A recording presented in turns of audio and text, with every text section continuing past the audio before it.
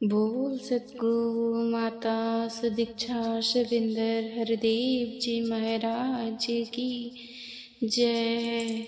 सात संगत जी प्यार से कहना धन निरंकार जी। सात संगत जी दासी आप सभी के बीच एक विचार लेकर आई है, आशा है प्रवान करेंगे। सात संगत जी प्यार से कहना धन निरंकार जी। तो सात संगत जी ये विषय सात संगत जी आज का, जब भगवान आपकी परीक्षा लेता है तब ये सात संकेत देता है। क्या आप भी परीक्षा के दौर से गुजर रहे हैं सात संगत? तो सात संगत जी चलिए वीडियो के लास्ट तक बने रहिएगा सात संगत। आज हम ऐसे एक विचार करेंगे सात संगत, जो सात संगत जी हर इंसान के जीवन में जुड़ा हुआ है। कभी न कभी ऐसा समय आता है जब सब कुछ गलत होने लगता है, रिश्ते में दूरियां आने लगती है, घर में समस्याएं बढ़ जाती है, काम में रुकावटें आने लगती हैं, प्रार्थनाएं भी जैसे सुनाई नहीं देती साथ संगत। और तब मन में प्रश्न उठता है, प्रभु आखिर मेरी गलती क्या है? लेकिन क्या आपने कभी सोचा है कि यह सजा नहीं बल्कि परमात्मा की परीक्षा ही हो सकती है। जैसे सोने को आग में तपाया जाता है, वैसे ही भक्त को परिस्थितियों में तपाया जाता है। आज हम उन सात संकेतों को समझेंगे जो बताते हैं कि परमात्मा आपकी परीक्षा ले रहा है। तो सात संगत जी पहला है, जब सब रास्ते बंद दिखाई देने लगे। तो सात संगत जी कई बार इंसान हर तरफ से कोशिश करता है लेकिन सफलता नहीं मिलती, व्यापार नहीं चलता, नौकरी नहीं मिलती, रिश्ते नहीं सुधरते। तब लगता है कि भगवान ने साथ छोड़ दिया साथ संगत। लेकिन अक्सर यही वो समय होता है जब परमात्मा आपको अपने और करीब लाना चाहता है। तो साथ संगत जी भगवान मेरी सुनता क्यों नहीं? हम प्रार्थना करते हैं फिर भी इच्छाएं पूरी नहीं होती साथ संगत। क्या भगवान नाराज हैं? क्या मेरी भक्ति कम है? निरंकारी दृष्टिकोण से उत्तर साथ संगत। गरीब की प्रार्थना साथ संगत। भगवान की देरी इनकार नहीं होती, बीज बोने और फल मिलने का उदाहरण साथ संगत। कर्मों का सिद्धांत, सही समय का महत्व साथ संगत। सात संगत जी एक छोटे से गांव में मदन नाम का एक गरीब व्यक्ति रहता था। वो बहुत मेहनती था लेकिन उसकी किस्मत जैसे उससे रूठी हुई थी। सुबह से शाम तक मेहनत करने के बाद भी घर में 2 वक्त की रोटी नहीं मुश्किल से बनती थी। उसकी पत्नी रमा अक्सर कहती, सात संगत मदन तुम रोज भगवान का नाम लेते हो, सत्संग सुनते हो, फिर भी हमारे जीवन में इतनी परेशानियां क्यों हैं? तो मदन मुस्कुराकर कहती है, रमा निरंकार सब देख रहा है, उसकी रजा में जरूर कोई भलाई होगी। सात संगत जी लेकिन सच तो यह था कि सात संगत रात को जब सब सो जाते तब मदन अकेले बैठकर रोता था। वो आसमान की तरफ देखकर पूछता, हे प्रभु आखिर मेरी सुनवाई कब होगी? दिन बीतते गए। एक दिन उसकी छोटी बेटी गंभीर रूप से बीमार पड़ गई। घर में दवाई के पैसे भी नहीं थे।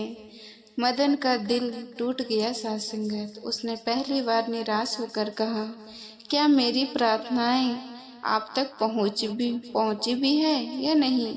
उस रात मदन को नींद नहीं आई। उसे लगा जैसे पूरी दुनिया उसके खिलाफ हो गई है, लेकिन उसे नहीं पता था कि उसकी जिंदगी बदलने वाली है सात संगत। अगली सुबह मदन जंगल के रास्ते से शहर जा रहा था। रास्ते में उसे एक वृद्ध संत मिले। संत ने मुस्कुराकर पूछा, बेटा इतना परेशान क्यों हो? मदन ने उसकी सारी कहानी सुना दी। संत ने कहा, तुम्हें डर लगता है भगवान देर कर रहा है, लेकिन सच यह है कि भगवान तुम्हें तैयार कर रहा है। मदन हैरान रह गया। तैयार किस चीज के लिए? संत मुस्कुराए, जिस दिन तुम्हें जवाब मिलेगा उस दिन तुम समझ जाओगे। यह कहकर संत आगे बढ़ गए। मदन देर तक उनके शब्दों के बारे में सोचता रहा। कुछ दिन बाद मदन की नौकरी चली गई। अब घर में खाने तक के लाले पड़ गए। गांव के लोग मजाक उड़ाने लगे। कुछ लोग कहने लगे, देखो भगवान का भक्त है, फिर भी इसकी हालत देखो। मदन के दिल को चोट लगी सात संगत, लेकिन उसे संत की बात याद आ गई। भगवान तुम्हें तैयार कर रहा है। उसने हार नहीं मानी, रोज सिमरन करता रहा, रोज सत्संग सुनता रहा, रोज निरंकार पर विश्वास रखता रहा। सात संगत जी, दिन बीतते गए, घर की बची हुई थोड़ी बहुत जमा पूंजी भी खत्म हो गई। एक दिन ऐसा समय आया कि घर में खाने के लिए केवल 2 सूखी रोटी बची थी। सासंगत जी, रमा ने वो रोटियां बच्चों को खिला दी। मदन और रमा स्वयं भूखे सो गए। रात को मदन की आंखों में आंसू थे। वो छत की ओर देख रहा था। उसने मन ही मन कहा, हे निरंकार, मैंने कभी आपसे धन दौलत नहीं मांगी। मैंने सिर्फ इतना मांगा कि मेरे बच्चों को भूखा मत सुलाना। उसकी आंखों में आंसू बहने लगे, लेकिन अगले ही पल उसके हाथ जोड़ दिए सासंगत, जो आपकी रजा। यही वो क्षण था जब उसका विश्वास टूटने के बजाय और मजबूत हो गया। मदन का बचपन का मित्र सासंगत राकेश शहर में बड़ा व्यापार बन चुका था। मदन ने सोचा शायद वो कुछ मदद कर देगा। वो कई किलोमीटर पैदल चलकर उसके घर पहुंचा। राकेश ने उसे देखा, लेकिन उसके चेहरे पर अपनापन नहीं था। मदन ने अपनी परेशानी बताई। राकेश हंसते हुए बोला, मदन, आज के समय में भगवान का नाम लेने से कुछ नहीं होता। मेहनत करो और पैसे कमाओ। मदन बोला, मैं मेहनत तो करता हूँ भाई। राकेश ने ताना मारते हुए कहा, अगर इतनी मेहनत करते तो गरीब नहीं होते।